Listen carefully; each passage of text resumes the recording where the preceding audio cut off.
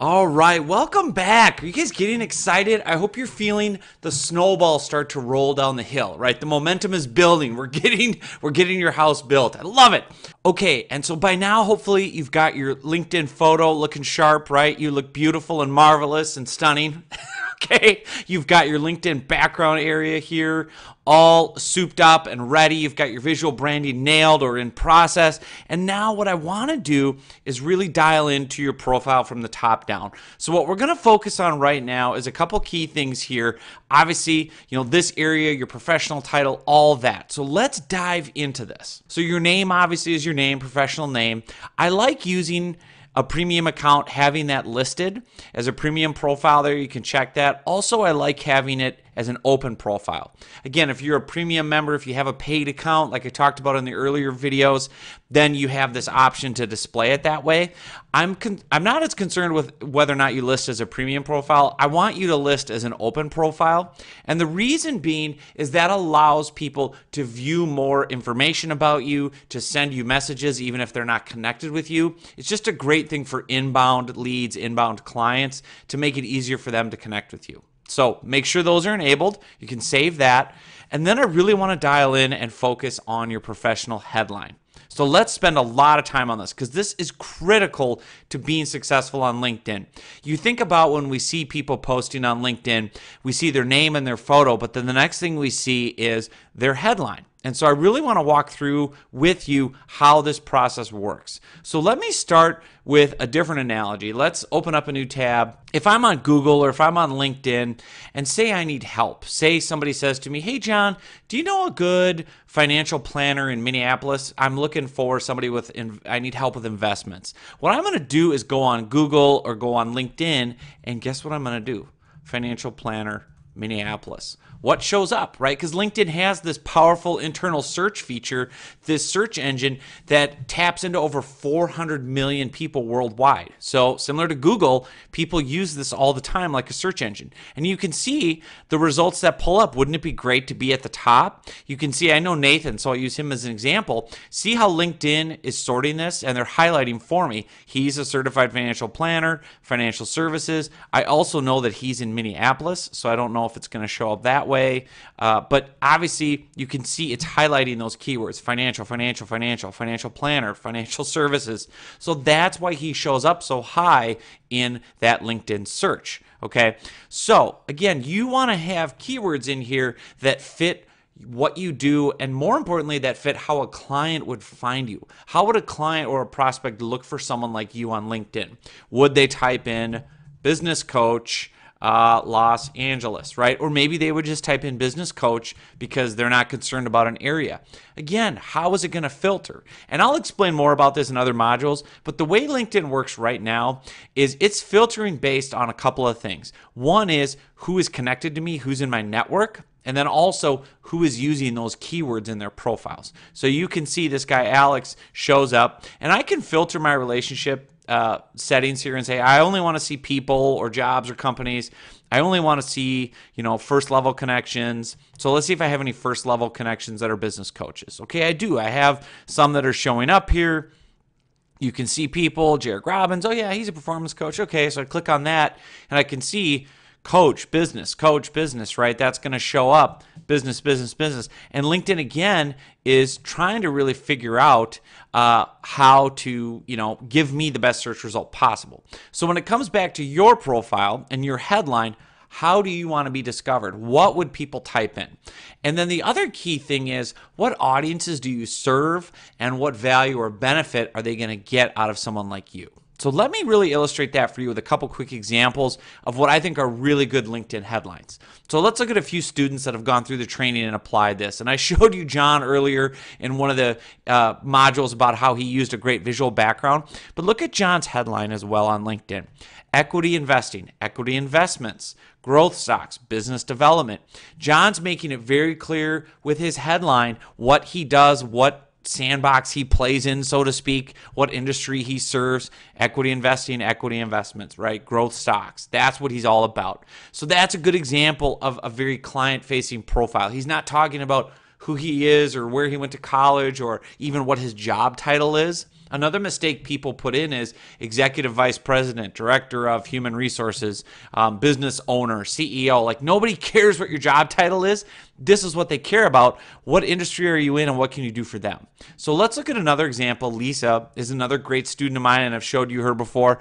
Look at how she talks in her LinkedIn title. This is brilliant. Strategic business advisor. Okay, so she's making it clear, this is what I do. I'm a strategic business advisor for, okay, consulting firms, government contractors, and nonprofits. See that? She's putting in 3 key audiences right away in her LinkedIn title. So if I'm a consulting firm or a government contractor or a nonprofit, this is the lady for me, right? She's exactly who I'm looking for, because guess what? I need somebody to help me with CFO kind of services, or COO services, chief operating officer or chief financial officer, or I just need a business advisor.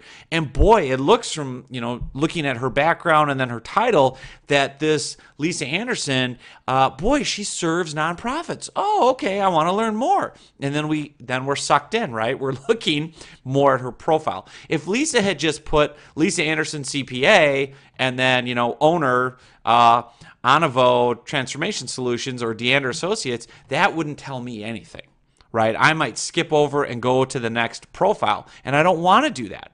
So here's another great example, Karen. Okay, Karen is in San Francisco. I've cited her before in other places. Look at what she's doing, right? Helping, and she's identifying her audience, helping residential contractors. And what I love about Karen is she's adding in a goal for them. So she's saying, I help residential contractors, construction companies, attract architects and homeowners. That's one of their goals. It's not Karen's goal. It's the goal of her clients. They want more architects and homeowners to hire them to build stuff. So she's saying right away, I help you as a contractor, identifying her audience, and then their goal, attract architects and homeowners. And then how she does it is with SEO, WordPress websites, and marketing services. So she's making it very clear, she's a web designer, does SEO, WordPress websites, but she's starting with what the client cares about. So as we're looking at your profile and what you're going to put in this space right now that you can see, what I want to show you is a couple of quick things. Obviously, I've kind of hammered home the details of, think of it like how someone would find you on Google. What would they use to describe you? Is it business coach? Is it, LinkedIn trainer? Whatever it is, right? How would they find you? What would they call you or identify you as? Okay. What industry do you serve? Get that in there. But also, I want to show you kind of a fun thing with some of these visual symbols. You can see I have some lightning bolts in there or high voltage symbols. It's a very easy thing to utilize these. Again, it's all personal preference. You don't have to, but let me show you. And I have this linked on the training page, but there's Unicode symbols. So Wikipedia, you can just go here. You can copy and paste any of these symbols right into your LinkedIn profile. So if I say to myself, you know what, I want to have a star like that, or maybe I want to have something else, have a finger pointing, or have a whatever it might be, an umbrella, anything like that, a smiley face. You can go in and then you just paste these right in. So you'll see, watch my cursor, I can paste in a bunch of stars, right? And then that would show up on my profile. Or I can paste in a lightning bolt right there. And so you just control copy, control paste, and it goes right in. And so again, use those sparingly. Don't go overboard. Don't go bananas. You can see, some people use them. Karen has got a little check mark here, like a checklist. Other people use stars. One of the other things that I like that you can use if you're not a fan of, any symbols, if you want to just have a line break right above the return key on most keyboards, and you do shift, and then I don't know what this is called, this little symbol there. You can see I just typed it in. It's right above the slash. And I like that as a nice clean line break between, what you're talking about.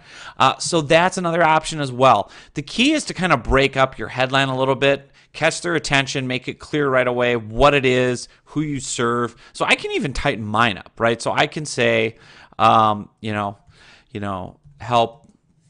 So maybe I'll just say LinkedIn trainer helping small business owners, consultants, coaches, and sales execs get more business using LinkedIn, right? Boom. Simple, done. So, that it's all, the nice thing too about this is you can change it anytime you want. You can change your headline, experiment with it, play with it, copy and see what others are doing and see what works. Also, you can search on LinkedIn and search, say, I am a I'm a CPA and I want to see what just shows up for a CPA search. Okay, there's a million results. Okay, I want to be where Nikki is. I want to be CPA in Baltimore. Maybe people want to find me that way. Okay. So again, it just depends. You can see she's in Baltimore, Maryland, and she's a CPA. So that's why she pulled up. Again, it just depends on how you want to be found by prospects. That's the secret sauce behind this. And of course, I'll get into it more as we talk about connecting. The bigger your network is, the better you will show up in these LinkedIn searches. But for now, let's focus on your profile. Let's focus on really nailing this headline. And if you need help with it, send me an email. Let me know. Go into one of our LinkedIn groups. Ask people. Say, hey, does this make it clear what I do and who I serve? That should be your goal to answer those questions is it clear when someone scans and just drops on my profile, can they immediately figure out what I do, who my audience is, and what I'm providing? So again, use these profiles as inspiration, apply it, put your own twist on it, and let's get going, right? Let's keep rolling with it. So I'm going to get into that more in the next modules, but I want to stop this one because it's that important. I want you to stop what you're doing, make sure you nail your headline, and then I will see you in the next video.